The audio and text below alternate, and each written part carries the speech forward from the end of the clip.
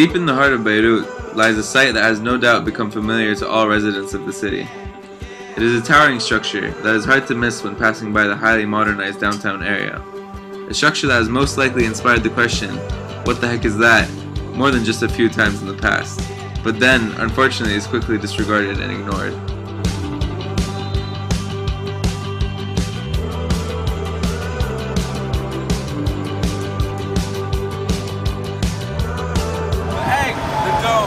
Bubble, love, sabune, which in English means soap, or as it was originally known, the Beirut city center is this structure of mystery. Standing near El Amin Mosque, the number of names alone should be a good indication of how awe-inspiring this structure is, and for a good reason too. As you can see, the structure adopts a strange and unique curved shape, which has been the subject of fascination for years.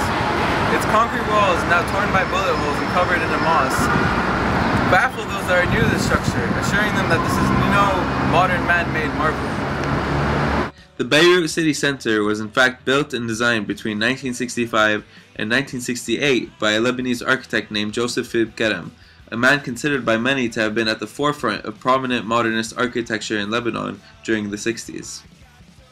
Being a time of growth for Lebanon just before the Civil War, the developers Samadi and Salha had ambitious plans for the egg. It was to be turned into the biggest multi-use center in the Middle East.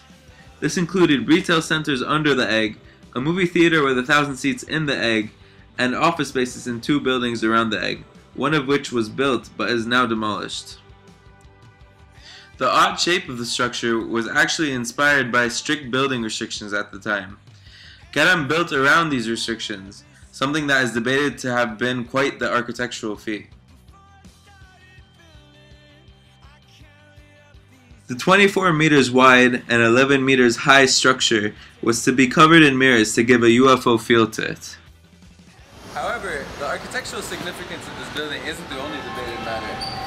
Its significance as a martyr of Lebanese history in Beirut has also become the subject of much argument over recent years. This is because ever since Solidaire sold its land to the Abu Dhabi Investment House as part of the Gate project, which focuses on modernizing the downtown Beirut, the egg has been under constant threat of destruction. However, since the 1990s up until today, the ADIH has been responsible for the destruction of more than 80% of central Beirut's old building heritage. And there are some that will not allow the same fate to reach the egg.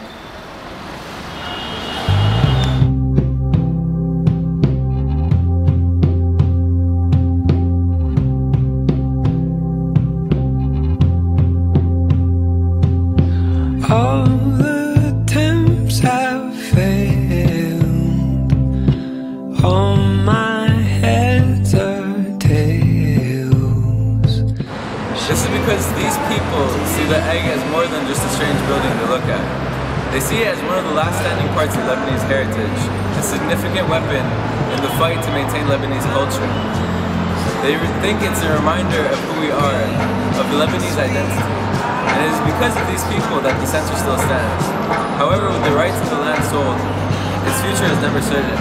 It could be any day that the ADIH decides to use the egg in its recipe for what is being called the Beirutification of Beirut. But you haven't lost me yet. You haven't lost me yet. I'll sing until my heart. Today, the egg is being kept alive as an alternative culture venue, hosting raves, parties, art exhibitions, and experimental theater programs. With its future uncertain and its significance still debated, at least we can always remember it as that really weird thing in the middle of Beirut. I'm Rami Mehio for Rami Mehio News, signing out. Stepped on some mud wave, the day that nearly broke away. I knew how far the seagulls love, but you should never give it up. Give it up. Get to the center. Let's go.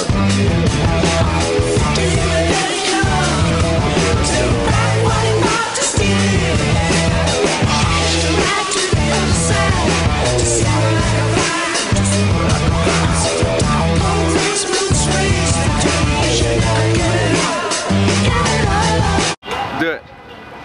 Do it.